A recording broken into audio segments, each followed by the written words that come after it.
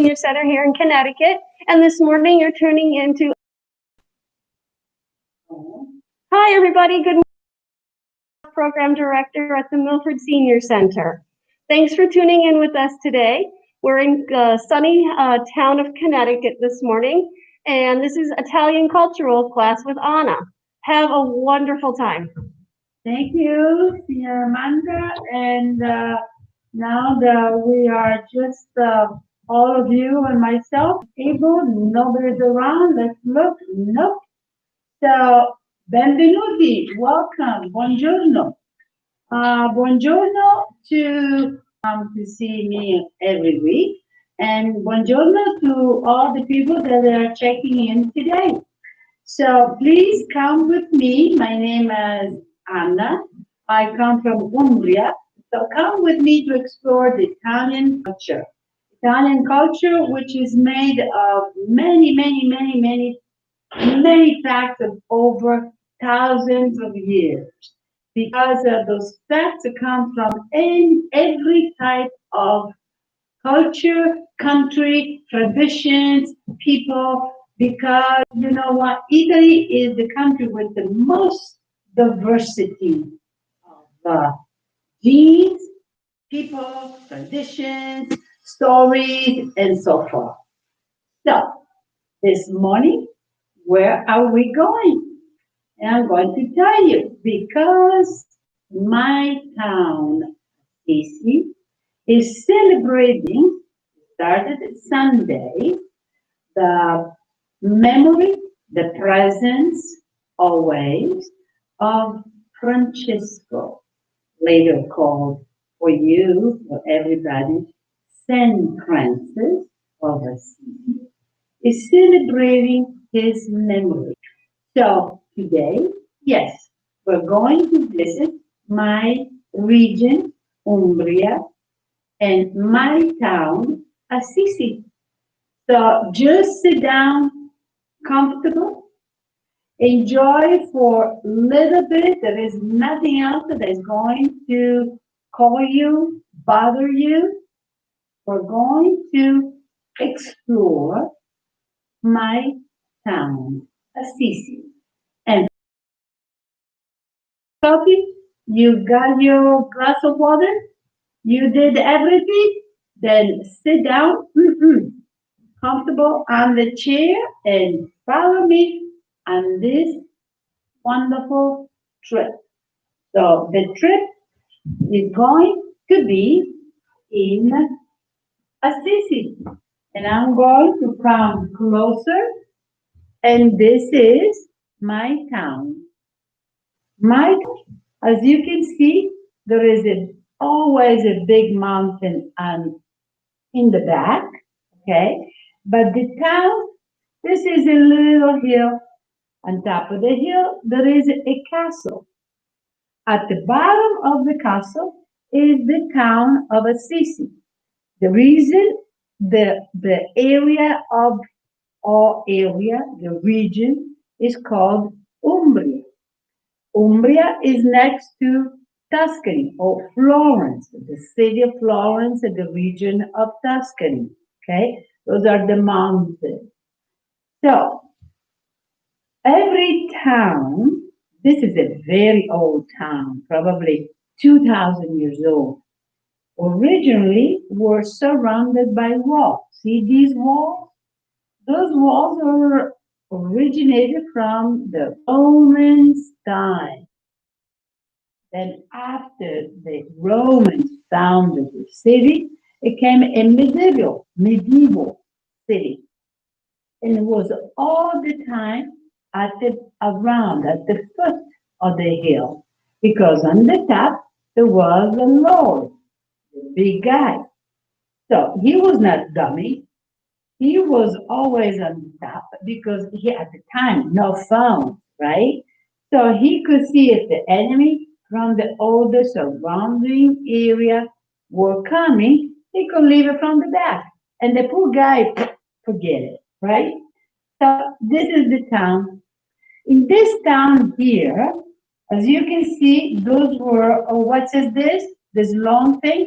Those were the door. There are 8 doors in Assisi that you could not just come in just because you wanted to come in. Okay, at this door, they were soldiers. What time was this? Around probably 1500 years ago, or even a little earlier. You have to stop at this door. Okay, there, as I said, eight. One in every direction. One, two, three, four, five. Another one is over there at the beginning, right? So at these doors, there were soldiers, and they always ask you if you were a farmer, you had to pay a taxes in order to go in. And every night they were closed, so nobody will come inside the town. Between you and I, they always find a way to go in, no matter what. Okay? But anyway, so these are the towns. So they offer, you can say, the birth to a wonderful person later on. The name was Francesco Francis. So let's see how was Assisi at the time of Francesco. At the time, it was the same probably area. The here working farmers. The farmers were outside of these doors. Then inside there was a new group of people that start coming along, the merchants, okay, the artisans. The people had their own, we didn't call it store, we call it bottega. They were producing everything that was needed for the family. In one of these families, probably around here, they said, oh, this is the main piazza. Did you see the big tower with all the town hall, where all the life was every morning with the market was around here? Nearby, there was this house, a very nice home, a middle class family, you can say. The father was a merchant, and he was going all the time to sell this textile to France, the lower part of France, right? In fact, he married a woman that wanted whatever he did. I was not there. Boy, Giovanni, because a family tradition. The father came home from this trip from France, and I guess he made a lot of money, so he was good. Francesco grew up. So what year was that? It was 18, when he was born, 1882. He grew up and naturally, he had another brother, Angelo. And because he has so much money, he was the prince of this town. He was having parties every night. He was playing for everybody, paying. He would be dressed with the silver capes and the brocade capes. So he was very elegant because he had the best store in town. So he grew up and he reached age 20. At the time, all the young people, they didn't want to go to Dubai or New York or clubs or whatever. What they wanted to do is to be a knight, because the knights were very special people. So nearby over here, there is a main city, which is cats and dogs, you know. So there is again another dispute between Assisi and Perugia, the other town. So Francesco goes against Perugia. But somehow he is made prisoner and he's sick. And for one, it was not very comfortable thinking. And probably he said that his life was not really what he really wanted to do. So it turned out we had what we call it a conversion. And so he changed. I don't know if you have it the same way, but in Italy we said when the person changed from this to this. I don't know. Do you know this way? When a person changes completely, you say the Italian, he changes from this to this, right? And so he started giving away money. He's, and the first incredible moment is that he went and embraced a person, a mendicant, a sick person that he had leper. And that was the greatest moment when he said he started to send out his message of peace and love. Naturally, his father didn't like that. Okay, so he tried to put him in chain in the little basement in the house and the mom. He went on the main piazza and he said, get out from the father's clothes, you can say. And he said, I don't belong to you anymore. I belong to God. God is my father. And from the moment on, the father forgot him, so he could go on this mission, which again, the mission was, he said he married Madonna Povertà. At the time, a woman was not called signora, ma'am, lady, okay? They were called Madonne, okay? Mona, Madonna. So he said, Francesco, from the moment on, married Madonna Poverty. He didn't want to own anything. Only long time of his preaching. He was not a monk. He was not a priest. He was just he wanted to be a brother. He was a deacon, if you can say, with everybody. Until he reached the greatest moment in his life when he received the stigmata, okay, in his hands and his feet. And a few years after that, he was in a very extreme, bad health. His health, he was blind, he got probably cancer in his stomach. It was just a mess, right? And as he was in this mess, he wrote one of the most wonderful poems in Italian of the time, the Italian of the time. Remember, we are around 1224, just 4 years old, so he had 20 years of mission. And in this poem, he, just before he was dying, is celebrating the beauty of nature. In fact, the title of this poem is Il Cantico delle Creature, the songs of creatures.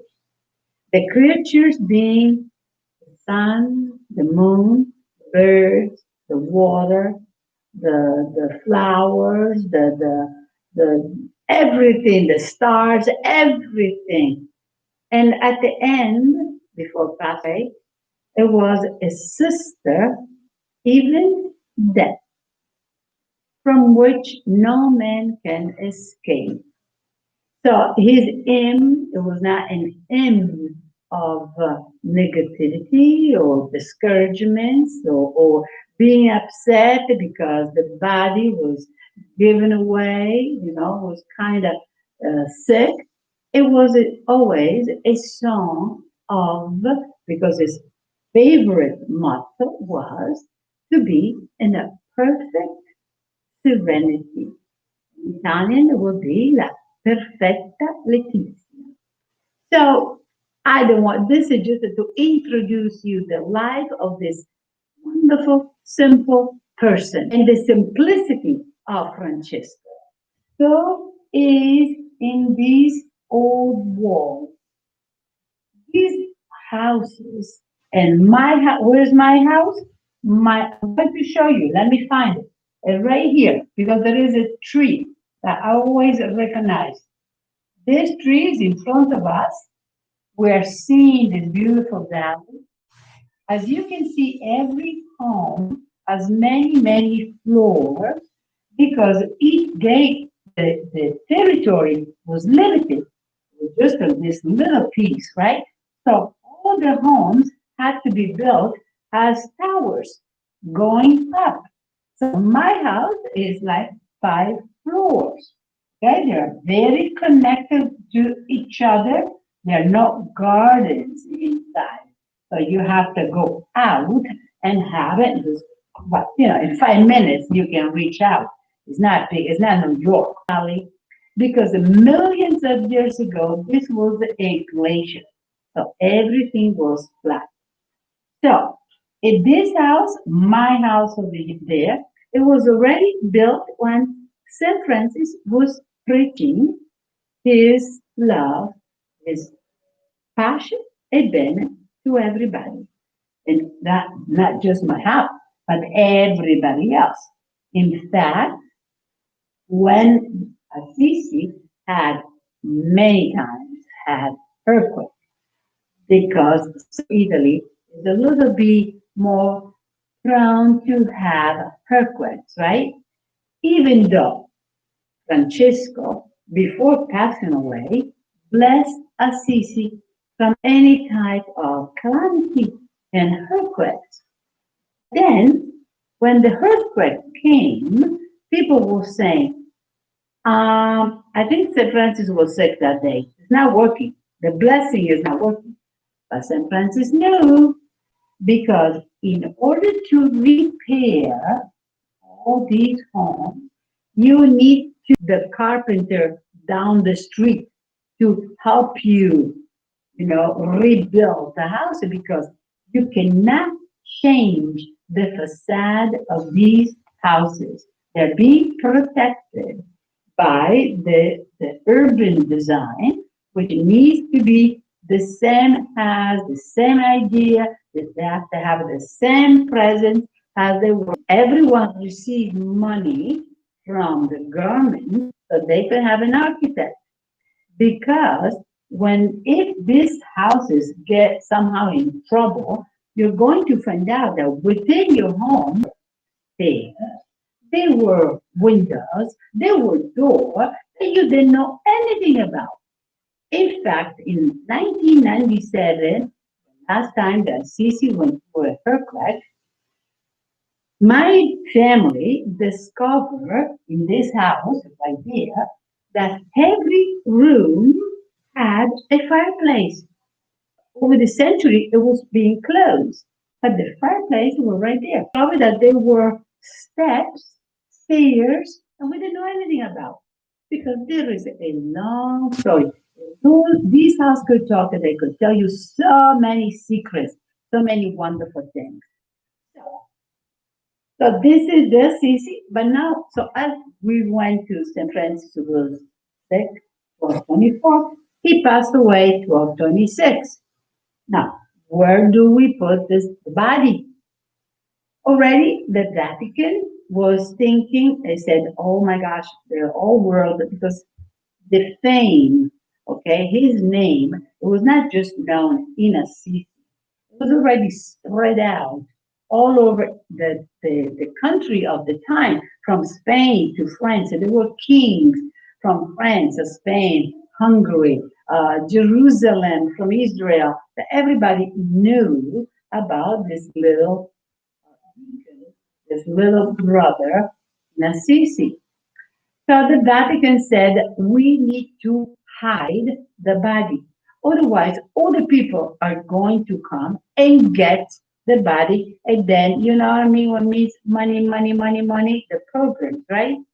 So they put it in the little church outside of Assisi, which now is kind of big, is this one over here, okay? Which was Frate Elina. Went and asked to a count in Assisi to buy a territory, a little land, okay? The land was outside, at the outskirts of Assisi, nothing over here. There was a little hill over there that was called the Mountain of Death.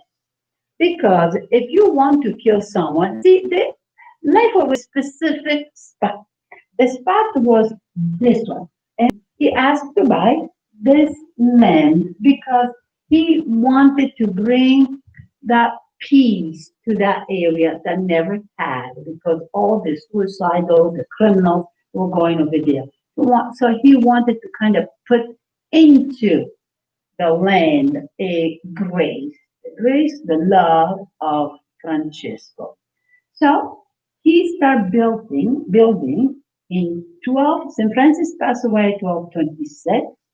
The 1228, the Pope went to Assisi and they start working, not him, okay, the carpenters, start working to build a basilica, a church, a tomb for the body of St. Francis. The church was completed, and I mean, imagine, it was only at the beginning, it was just the lower part, now has two parts, okay? And was completed in 1253. Naturally, with the help, as I said, of all the kings from all over the world. The body, though, it was brought from this church, St. Clair Church, to what was called La Basilica. But the body was brought into the church at night. During the day, when they arrived, naturally, though, some people heard about it, so it started getting a big crowd. As soon as they arrived to the door of the church, Fratellia closed immediately all the doors and nobody could go in. So he went inside the church, all with the body of St. Francis, few soldiers, and few carpenters that built this church.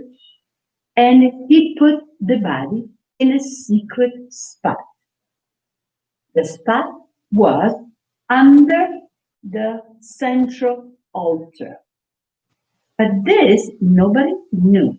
And he stayed inside under, okay, quite 10 feet under it's like, imagine this, you go inside this church, there is a big altar, originally had 12, there was an opening, and the body of St. Francis was put there in sarcophagus. Sarcophagus means that there was not a coffin, a wood coffin, it was all with travertine enclosed in a big block of stone, right? It was down there. And they stayed there for 600 years until nobody wanted to, the Pope knew, the Vatican knew where it was, but they didn't want to say because they were afraid the older country could get the body and then, forget the money. They could not come to their church. Until around the 1700, somebody started saying, why don't we search exactly the body of St. Francis? And the work went, kind of on and off. There were a few wars in between. There was Napoleon that came into Italy, few this and that thing, every day there was something that was going on. Until in 18, probably half 1400, around there, finally, they excavated so much during the night, nobody ever knew that there was going to happen, this excavation. So they will close the hole during the day and excavate in the night. And the bones of St. Joseph, St. Francis, and now, for example, St. Joseph or somebody else, because in lately they did the DNA of these bones, and then, so they figured it out. That was the body of this gentleman that received the stigmatism, and so they analyzed everything. So it was only in 1926, under this church, there is the tomb, which is, you go inside and in front of you, you can see the sarcophagus, surrounded by 4 or 5 special friends, frati, of Francesco, the first friends that followed him from Assisi in this chapel. And so there is of the church. And this up church is called the Book of the People. All during all around the wall of this church, there is all the descriptions of from the Bible. The church called one of the most important painter of the time. Remember, is around 1500, right? And there is John, this guy. But he did this Giotto with all of his students, you can say. They painted on the wall on this third level of the basilica all the most important story from the Bible because that was supposed to be the book of people. Because why they call it the book? Because they were like probably 90% of the people at the time, they didn't know how to read or write. Only men. In fact, one of this was my grandmother. The husband knew how to write and read, but the woman would meet to church and she would be describing me all those paintings because she said, for me, all those paintings are my pages in the big book that I could never read. So the church knew the church wanted to educate people, so came with the solution, less painting centuries ago for the people that never went to school. So they knew about it. So my grandmother was very proud because she knew exactly all this. And we talk about quite, not just one of the church when she knew that was her books, right? And so this is the church. As now we go again downstairs in the tomb of St. Francis. So you go inside this chapel, you see immediately the sarcophagus of St. Francis. Looking at the entrance of this chapel, there is a little urn. In this urn, there is the remnants, bones of the first follower woman of Francesco. The woman was an aristocrat in Jacoba Settesoli. She was a noble woman from Rome. And when Francesco was going in something, he was dying, and Francesco, called one of his followers and said, please send a message to my friend Jacopo di Settesoli.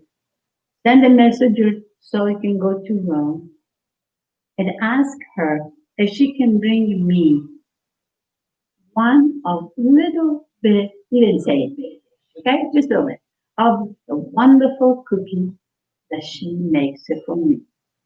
He just finished to say that, and Jacopo di Settesoli was at the door with a cookie for Francesco. What is the name of this cookie? This is, get a pen because you're going to make a mostaccioli. Mostaccioli. Mostaccioli means cookies made with mosto. Mosto is the first, after you press, we are really at the time St. Francis passed away in the 4th of October, 1226. So in order to make the cookie, they were using this first crusher when they press the grapes and the juice comes out, that's called mosto. So you're going, get up ladies, get the pen, or even the boys, don't worry about it. Get a pen, get a piece of paper, because you're going to make the favorite cookies from St. Francis. As I'm waiting for you so you can get the pen and paper, I can see This side, I cannot read it because I don't have my glasses. But there is a Marco. Marco, one of our greatest volunteer here, that is continuously finding. Marco, I'm going to check it out, all your discovery. There is discovering, exploring all my story from Umbria. And I can see from here they are quite numerous. And I bet very, very, very interesting. So thank you so much, Marco. And I know you still find it for the pen, so I can say good morning to, again, all my friends from Angelo, from Angela, from, I'm sorry, I have to breathe, from Virginia, from Betty, from Elisabetta, from Vittorio. Vittorio, is everybody in the family is good? God bless you. From Filomena. Hope to really see you soon, okay? All right, so you got the paper, and here we go. I want to read it, otherwise, you're going to make it who knows what. So immediately get 1 cup of crushed almonds or walnuts, okay? 1 cup each is in abundance. Then, so you have 1 cup. Okay, make it half is too much of 1 cup, and make it half cup, okay? Then you're going to get 4 cups of flour. So right now I give you the old recipe, but you can cut it in half and make it divided as please. The recipe so goes for 1 cup of walnuts, 1 cup of almonds, 4 cups of flour, half cup of honey,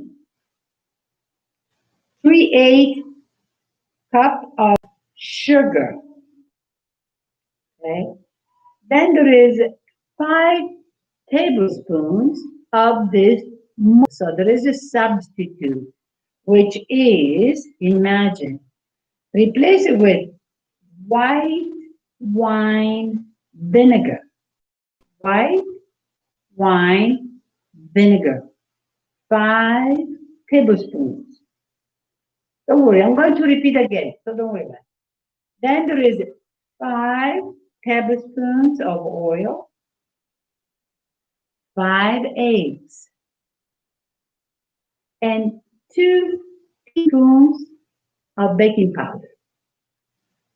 So, recap, put all together, okay, all together in this bowl. 4 cups of flour, half cup of honey,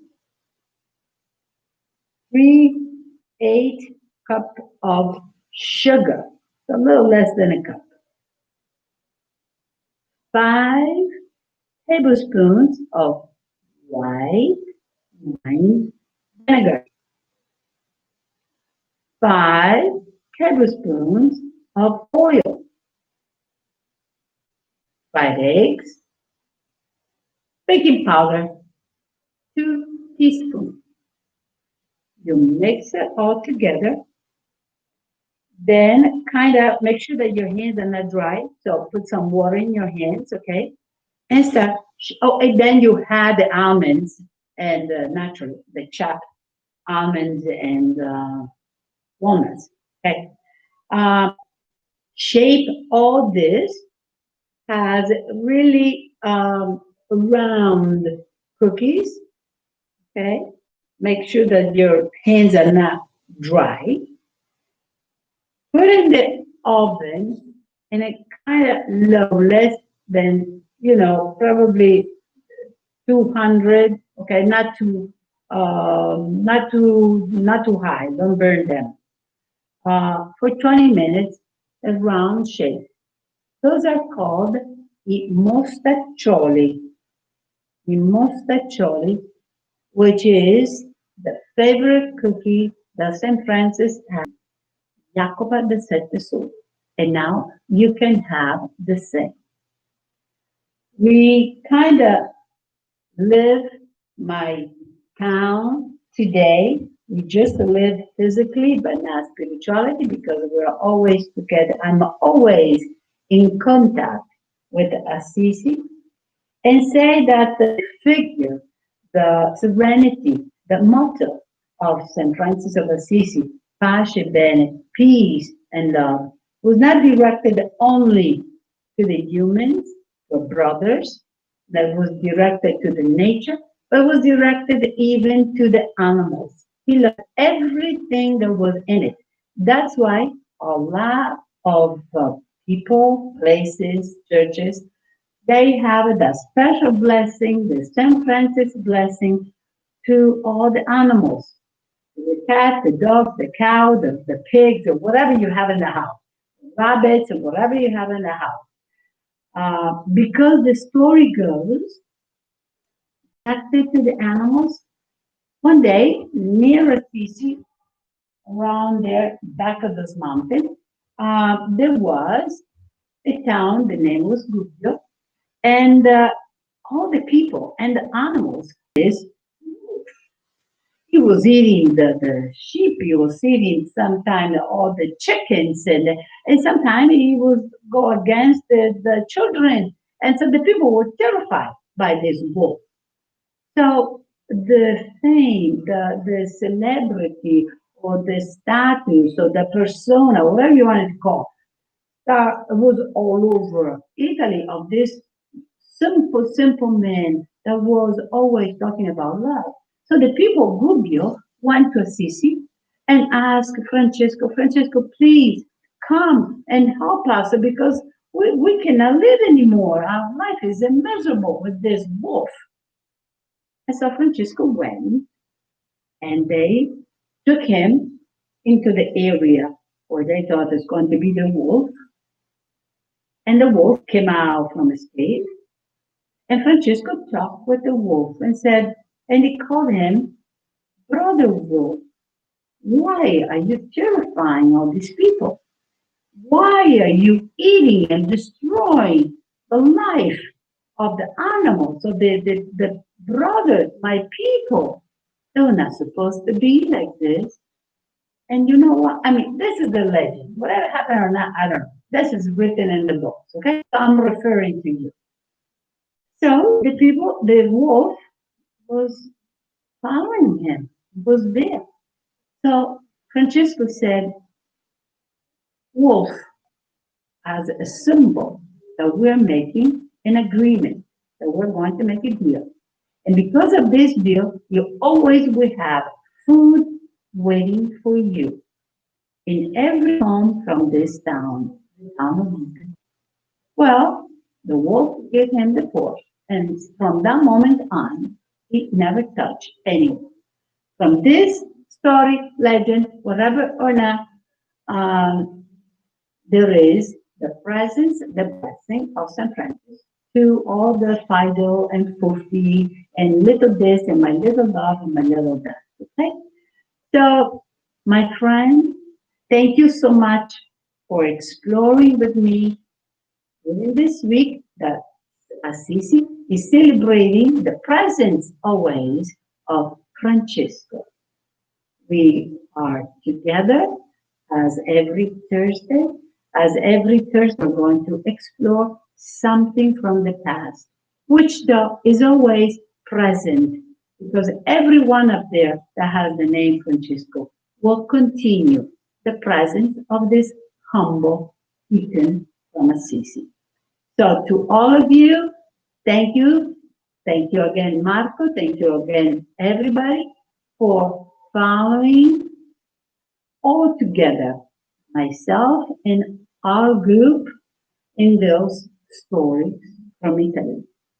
And as usual, I wish you a very pleasant week. Keep smiling and remember, I have to breathe a little bit. Remember the motto of Francesco di Assisi, pace e bene, love and peace. So I'm going to put down my list. God bless you at this picture. Thank you.